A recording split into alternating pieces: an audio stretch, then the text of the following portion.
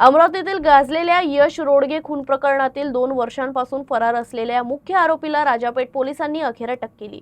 गोपनीय माहितीच्या आधारे कटोरा परिसरातून आरोपीला ताब्यात घेण्यात आलं असून या कारवाईमुळे बहुचर्चित खून प्रकरणातील तपासाला महत्त्वाची गती मिळाली आहे। पोलिसांनी दिलेल्या माहितीनुसार सतुर्णा रोडवरील चांडक नाश्ता सेंटर इथे जुन्या वादातून यश रोडगे आणि त्याचा मित्र आकाश रामटेके यांच्यावर तलवार व चाकूने जीवघेणा हल्ला करण्यात आला होता।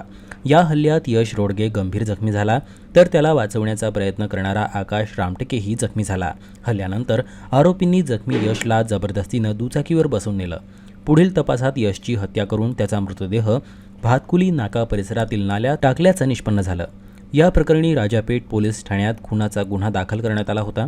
या गुन्ह्यातील मुख्य आरोपी शशिकांत काटे हा गेल्या 2 वर्षापासून फरार होता।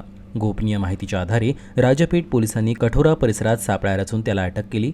आरोपीकडे पुढील चौकशी सुरू असून प्रकरणाचा पुढील तपास राजापेठ पोलीस करत आहे।